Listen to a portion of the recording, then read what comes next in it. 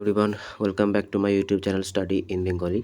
Railway group D 2026-এর জন্য general সায়েন্সের যে ক্লাসগুলো আমাদের চলছিল, আজকে তার ক্লাস নাম্বার 17। তাহলে চলো শুরু করি। আজকের প্রথম প্রশ্ন কি বলছে, পর্যায় সারণীর কোন পর্যায়ের মৌলগুলিকে সেতু মৌল বা ব্রিজ এলিমেন্ট বলা যায়, বা ব্রিজ এলিমেন্ট পর্যায় সারণীর কোন পর্যায়ে দেখতে পাওয়া যায়? প্রথম পর্যায়, দ্বিতীয় পর্যায়, তৃতীয় পর্যায় এবং চতুর্থ পর্যায়। আমাদের যে নতুন পর্যায় সারণী বা আধুনিক যে পর্যায় সারণী, সেখানে মোট পর্যায়ের সংখ্যা কত? সেখানে মোট পর্যায়ের সংখ্যা কিন্তু হচ্ছে 7টি। আর শ্রেণী কত? শ্রেণী কিন্তু হচ্ছে 18টি। এবার বলেছে কোন পর্যায়ের মৌলগুলিকে সেতু মৌল বা ব্রিজ এলিমেন্ট বলে? তো সঠিক অ্যান্সার হচ্ছে তৃতীয় পর্যায়ের যে মৌলগুলি আছে সেগুলোকে বলা হয়ে থাকে সেতু মৌল বা ব্রিজ এলিমেন্ট। দেখো এখানে কারণটাও আমি অ্যাড করে দিয়েছি। কারণ কি, এই পর্যায়ের মৌলগুলির সাথে পরবর্তী পর্যায়ের মৌলদের ধর্মের সাদৃশ্য থাকে, অর্থাৎ একটার সাথে পরের যে মৌলগুলো থাকে তাদের কিন্তু কী থাকে, তাদের কিন্তু যে ধর্ম সেগুলো কিন্তু কী হয়, সেগুলো কিন্তু একই রকম প্রায় হয়ে থাকে। পরবর্তী প্রশ্ন দেখব কি বলেছে, যে একটি উত্তর লেন্সের ক্ষমতা +5 ডায়াপ্টার এবং একটি অবতল লেন্সের ক্ষমতা -3 ডায়াপ্টার লেন্স দুটিকে একসাথে যুক্ত করে তৈরি হওয়া যুগ্ম লেন্সের ফোকাস দৈর্ঘ্য কত হবে? তো দেখো সবার প্রথমে এখানে কি করতে হবে, সবার প্রথমে এদেরকে অ্যাড করতে হবে। তো যদি আমরা +5-এর সাথে -3 যুক্ত করি তাহলে আমরা কত পাবো? তাহলে কিন্তু আমরা পেয়ে যাব +2 ডায়াপ্টার। এবার এটা কি, এটা কিন্তু হচ্ছে পাওয়ার। আমরা জানি যে পাওয়ার ইকুয়ালস টু কী হয়ে থাকে, পাওয়ার ইকুয়ালস টু 1/, ফোকাল লেন্থ হয়ে থাকে। তো ফোকাল ইকুয়ালস টু কী হবে, ফোকাল ইকুয়ালস টু কিন্তু 1/, পাওয়ার হয়ে যাবে। এবার কি করতে হবে, এইবার এই যে 1/, পাওয়ার মানে যেটা আমাদের 1/, তাহলে কত পাওয়ারের মান কত ছিল, পাওয়ারের মান ছিল 2। এবার 1/2 মানে কত, 1/2 মানে কিন্তু হচ্ছে 0.5। আচ্ছা এটা কিসে বেরিয়েছে, এটা কিন্তু মিটারে বেরিয়েছে। আর আমরা জানি যে ফোকাস দৈর্ঘ্যকে অঙ্ক করার সময় মিটারে বের করতে হয়, কিন্তু যদি আমাদেরকে ফোকাস দৈর্ঘ্য বের করতে বলে তাহলে সেটা কী করতে হয়, সেটাকে কিন্তু আবার সেন্টিমিটারে কনভার্ট করতে হয়। তো 0.5কে যদি আমরা সেন্টিমিটারে কনভার্ট করতে চাই তাহলে আমাদেরকে কী করতে হবে, 0.5-এর সাথে কিন্তু 100 গুণ করতে হবে। তো যদি এখানে 100 গুণ করি তাহলে এখানে কত পাবো, তাহলে কিন্তু আমরা এখানে পেয়ে যাবো, আমাদের সঠিক অ্যান্সার হয়ে যাবে 50 সেন্টিমিটার। ঠিক আছে, আশা করি বুঝতে পেরেছো। তো সঠিক অ্যান্সার কী হবে, সঠিক অ্যান্সার কিন্তু হয়ে যাবে 50 সেন্টিমিটার। ঠিক আছে, 50 সেন্টিমিটার। এই জায়গাটাতে অনেকের কনফিউশন হতে পারে যে আমি এটা করলাম যে ফোকাস ইকুয়ালস টু 1/, পাওয়ার। তো এবার দেখো পাওয়ার ইকুয়ালস তাহলে কী হবে, 1/2 হয়ে যাবে। 1/2 মানে কত, 0.5। এবার 0.5 মিটার হবে, কিন্তু এখানে কি করতে হবে, অপশানে কোথাও কিন্তু ফোকাল লেন্থ যেটা আছে সেটা মিটারে নেই, সেই কারণের জন্য আমাদেরকে এটাকে সেন্টিমিটারে কনভার্ট করে নিতে হবে। সেন্টিমিটারে কনভার্ট করতে গেলে কি করতে হবে, 100 দিয়ে গুণ করতে হবে। 100 দিয়ে গুণ করলে আমরা কত পাচ্ছি, 100 দিয়ে গুণ করলে কিন্তু আমরা পেয়ে যাচ্ছি 50 সেন্টিমিটার। এটাই কিন্তু সঠিক অ্যান্সার হয়ে যাবে। পরবর্তী প্রশ্ন দেখব কি বলেছে, দেখো যে নিচের কোন কোষীয় অঙ্গাণুটি গ্লাইঅক্সিজম চক্রের মাধ্যমে চর্বিকে শর্করায় রূপান্তরিত করে? মাইটোকন্ড্রিয়া, পারঅক্সিজম, রাইবোজোম নাকি সেন্ট্রোজোম? তো সঠিক অ্যান্সার কিন্তু হচ্ছে পারঅক্সিজম। পরবর্তী প্রশ্ন দেখব কি বলেছে, পরবর্তী প্রশ্ন আজকে 4 দাগের প্রশ্ন, নিচের কোন মৌলটির ইলেকট্রন নেগেটিভিটি সবথেকে কম? তো এর মধ্যে ইলেকট্রন নেগেটিভিটি সবথেকে কম কার? হাইড্রোজেন, ফ্রান্সিয়াম, ফ্লোরিন নাকি অক্সিজেন? তো সঠিক অ্যান্সার হয়ে যাচ্ছে ফ্রান্সিয়াম। এর মধ্যে যেটা ফ্রান্সিয়াম আছে তার যে ইলেকট্রোনেগেটিভিটি সেটা কিন্তু সবথেকে কম। আচ্ছা হাইড্রোজেন সম্পর্কে একটা জিনিস মনে রাখতে হবে, যে হাইড্রোজেন কিন্তু পর্যায় সারণীর কোন দিকে অবস্থান করে, পর্যায় সারণীর বাম দিকে অবস্থান করে, এটা অধাতু হওয়া সত্ত্বেও। আর এটা কিন্তু সবথেকে হালকা মৌল বা সবথেকে হালকা এলিমেন্ট এই ইউনিভার্সের।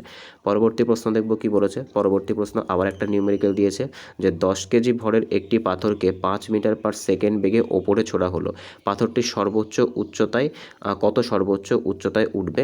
আর এখানে কত দিয়ে দিয়েছে, এখানে জি এর মান কিন্তু দিয়ে দিয়েছে কত, জি ইকুয়ালস টু কত দিয়ে দিয়েছে, 10 মিটার পার সেকেন্ড স্কোয়ার। আচ্ছা এই যে অঙ্কটা আছে, এই অঙ্কটা করার জন্য আমরা কিভাবে করতে পারি, দেখো এটা কি সর্বোচ্চ কত উচ্চতায় উঠবে বলে দিয়েছে। আচ্ছা এটা করার জন্য সবার প্রথমে কি করতে হবে, সবার প্রথমে কিন্তু আমাদেরকে যে মানটা আছে সেই মানটাকে বের করে নিতে হবে।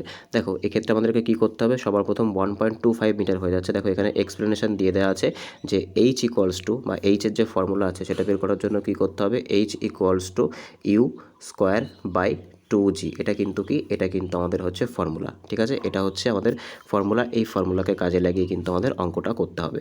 তো দেখো এক্ষেত্রে আমাদের যে ইউ দিয়ে দিয়েছিল সেটা কত, সেটা কিন্তু 5 মিটার স্কোয়ার দিয়ে দিয়েছিল। এখানে আমি লিখলাম যে এইচ ইকুয়ালস টু কী হচ্ছে, H equals to U square by 2g। এবার এখানে যে ইউ ছিল সেটা কত, সেটা পাথরকে এত মিটারে ছোড়া হলো, তো ইউ এটা হচ্ছে একদম প্রথম অবস্থার বেগ, তো ইউ হচ্ছে 5, তাহলে 5 স্কোয়ার করতে হবে। আর নিচে কত 2g, নিচে 2g মানে কত 2 গুণ 10, 5 স্কোয়ার করলে কত হয়, 5 স্কোয়ার করলে হচ্ছে 25, আর এটা কত হচ্ছে, এটা কিন্তু হয়ে যাচ্ছে 2g, অর্থাৎ এটা কিন্তু হয়ে যাবে 20। যদি আমরা কাটাকুটি করি তাহলে আমরা কত পাবো, যে 5 5 25 আর 4 5 20। এইবার যদি আমরা এইখানে যাই, এটাকে যদি সলভ করি তাহলে আমরা কত পেয়ে যাবো, দেখো 4 1 4, তারপরে হচ্ছে 1.25। তো সঠিক অ্যান্সার কত হবে আমাদের, সঠিক অ্যান্সার কিন্তু হয়ে যাবে 1.25 মিটার। ঠিক আছে, তাহলে ফর্মুলাটা কী ছিল, উচ্চতা বের করার ফর্মুলাটা ছিল যে h = ইউ স্কোয়ার। আচ্ছা, অনেকের প্রবলেম হতে পারে যে ইউটা কি, ইউটা হচ্ছে একদম প্রথম অবস্থার বেগ, যেটা স্থির অবস্থার বেগ। একটা পাথরকে 5 মিটার পার সেকেন্ড বেগে ছোড়া হলো একদম প্রথম বেগ। তো u²/2g এই যে ফর্মুলাটা আছে, এই ফর্মুলাটা তোমাদেরকে মনে রাখতে হবে। এই ক্ষেত্রে এই যে মাস যেটা দেওয়া আছে, এই মাসটা কিন্তু কোনো রকম ভ্যালুলেস। ঠিক আছে, মাসটা কিন্তু কোনো রকম প্রয়োজন হবে না এই অঙ্কটা করার ক্ষেত্রে। পরবর্তী প্রশ্ন দেখব কি বলেছে আজকে 6 নম্বর প্রশ্ন, যে শব্দের তীব্রতা লেভেল বা ইন্টেন্সিটি লেভেল 1 বেল বাড়লে শব্দের তীব্রতা কত গুণ বৃদ্ধি পাবে। তো দেখো যে বেলের সাথে ডেসিবেলের সম্পর্কটা কি হয়ে থাকে, 1 বেল = কত হয়ে থাকে, 1 বেল = 10 ডেসিবেল হয়ে থাকে। তো যদি এটা 1 বেল বাড়ে তাহলে শব্দের তীব্রতা কী হবে, শব্দের তীব্রতা কিন্তু 10 গুণ বেড়ে যাবে। পরবর্তী প্রশ্ন দেখব কি বলেছে। পরবর্তী প্রশ্ন দেখো, লগারিদমের স্কেলে হওয়ার কারণের জন্য 10 গুণ বাড়বে। পরবর্তী প্রশ্ন কি বলেছে, মানুষের শরীরে যে হেপাটোসাইট কোষ কোথায় দেখতে পাওয়া যায়, বৃক্ক, অগ্নাশয়, যকৃৎ নাকি ফুসফুস। তো সঠিক অ্যান্সার কী হবে, যে হেপাটোসাইট কোষ আছে সেগুলো কিন্তু যকৃতে দেখতে পাওয়া যায়। এটাই কিন্তু আমাদের শরীরে অবস্থিত সবথেকে বড় গ্ল্যান্ড। পরবর্তী প্রশ্ন দেখব কি বলেছে, যে নিচের কোনটি একটি ট্রান্স ইউরেনিয়াম মৌল। ট্রান্স ইউরেনিয়াম মৌল মানে কি, এর সাথে কিন্তু কি আছে, এর সাথে কিন্তু ইউরেনিয়ামের সদৃশ আছে, রেডিয়াম, থোরিয়াম, প্লুটোনিয়াম নাকি পোলোনিয়াম। তো চারটেই কিন্তু তেজস্ক্রিয় মৌল। তো এর মধ্যে সঠিক অ্যান্সার কিন্তু হয়ে যাবে প্লুটোনিয়াম। আচ্ছা, ইউরেনিয়াম সম্পর্কে একটা জিনিস মনে রাখতে হবে, যে ইউরেনিয়াম 235কে কী করা হয়, এটা দিয়েই কিন্তু পারমাণবিক বোমা এবং যে পারমাণবিক চুল্লি দুটোই কিন্তু কাজ করানো হয়ে থাকে। পরবর্তী প্রশ্ন দেখব কি বলেছে, দেখো 92 পরবর্তী মৌল, মানে ইউরেনিয়ামের যে পারমাণবিক সংখ্যা সেটা কত, 92, এবং 92 যে পরবর্তী মৌলগুলো আছে সেগুলোকে কি বলা হয়, সেগুলোকে কিন্তু বলা হয়ে থাকে ট্রান্স ইউরেনিয়াম। অর্থাৎ এগুলো কিন্তু ইউরেনিয়ামের সঙ্গে সদৃশ রাখে, অর্থাৎ এগুলো কিন্তু প্রত্যেকটা তেজস্ক্রিয় হয়ে থাকে। পরবর্তী প্রশ্ন দেখব কি বলেছে, যে সূর্যাস্তের সময় সূর্য লাল দেখার জন্য দায়ী আলোর বিক্ষেপণ বা স্ক্যাটারিং কোন বিজ্ঞানী প্রথম ব্যাখ্যা করেছিলেন। তো সঠিক অ্যান্সার কী হবে, সঠিক অ্যান্সার কিন্তু হচ্ছে র্যালে। ইনি কিন্তু প্রথম ব্যাখ্যা করেছিলেন এই স্ক্যাটারিং অফ লাইটটা। পরবর্তী প্রশ্ন দেখব কি বলেছে। পরবর্তী প্রশ্ন, যে এটা কোন সূত্র নামে পরিচিত, এটা কিন্তু র্যালে স্ক্যাটারিং নামে পরিচিত। পরবর্তী প্রশ্ন, যে একটি 20 ওহম তারকে টেনে দৈর্ঘ্য যদি 3 গুণ করা হয় তাহলে নতুন তারের রোধ কত হবে। দেখো এক্ষেত্রে ফর্মুলাটা কী হয়ে থাকে, সবার প্রথম মনে রাখতে হবে যে দৈর্ঘ্যের সাথে রোধের যে সম্পর্ক আছে সেই রোধটা কেমন সম্পর্ক, সেটা কিন্তু সরল সমানুপাতের সম্পর্ক। দৈর্ঘ্যের সাথে যে রোধের সম্পর্ক আছে সেটা হচ্ছে সরল সমানুপাতিক সম্পর্ক। এক্ষেত্রে ফর্মুলাটা কী হয়ে যায়, দৈর্ঘ্য যদি n হয় তাহলে দৈর্ঘ্য রোধ কত বেড়ে যায়, রোধ কিন্তু n² গুণ বেড়ে যায়। তাহলে এখানে দৈর্ঘ্য কত বলেছে, দৈর্ঘ্য বলেছে 3 গুণ, তাহলে রোধ কত হবে, রোধ কিন্তু 3² অর্থাৎ 9 গুণ বেড়ে যাবে। প্রথম অবস্থার যে রোধ ছিল তার সাথে কী হবে, 9 গুণ বেড়ে যাবে। তো সঠিক অ্যান্সার কী হবে, সঠিক অ্যান্সার কিন্তু হয়ে যাবে রোধ কত, 180 ওহম। এটাই কিন্তু সঠিক অ্যান্সার হয়ে যাবে। পরবর্তী প্রশ্ন দেখব কি বলেছে, যে পাকস্থলীতে প্রোটিন পরিপাককারী এনজাইম পেপসিন সক্রিয় করার জন্য কোন অ্যাসিড প্রয়োজন হয়ে থাকে। তো এটা কিন্তু একদম সঠিক অ্যান্সার হয়ে যাবে কি, HCl বা হাইড্রোক্লোরিক অ্যাসিড। এটা কিন্তু ডাইলিউট অবস্থায় থাকে, আর আমাদের পাকস্থলীর মধ্যে যে অক্স্যান্টিক কোষ থাকে সেখান থেকে কিন্তু এই হাইড্রোক্লোরিক অ্যাসিড তৈরি হয়। এর মূল কাজ হচ্ছে খাবারের সাথে যে ব্যাকটেরিয়াগুলো আমাদের বডির মধ্যে যায় সেগুলোকে কি করা, সেগুলোকে ওইখানে রোধ করা। পরবর্তী প্রশ্ন দেখব কি বলেছে, যে পরমাণুর যে প্লাম পুডিং, সেই প্লাম পুডিং মডেলটা কার দেওয়া।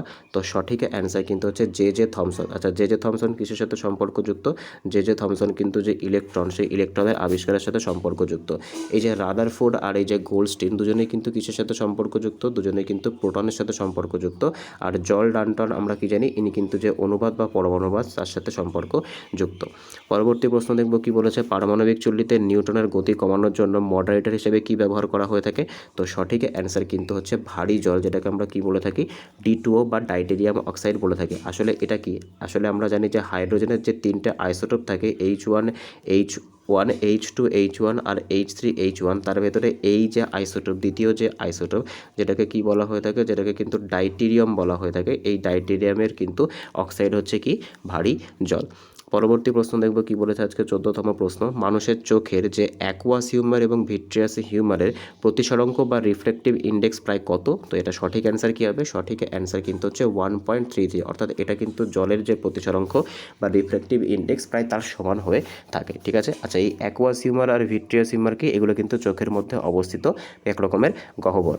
পরবর্তী প্রশ্ন দেখব কি বলেছে, যে জলে কোনটির উপস্থিতির কারণে ব্লু বেবি সিনড্রোম হয়? তো ব্লু বেবি সিনড্রোম কিন্তু একটা ডিজিজ, এই ডিজিজ থেকে কিন্তু প্রচুর কোশ্চেন তোমাদের পরীক্ষায় আসে। তো এই যে ব্লু বেবি সিনড্রোম যেটা আছে সেটা কিসের উপস্থিতির জন্য হয়ে থাকে? এটা কিন্তু নাইট্রেট, ঠিক আছে, নাইট্রেটের উপস্থিতির জন্য কিন্তু এই ব্লু বেবি সিনড্রোমটা হয়ে থাকে।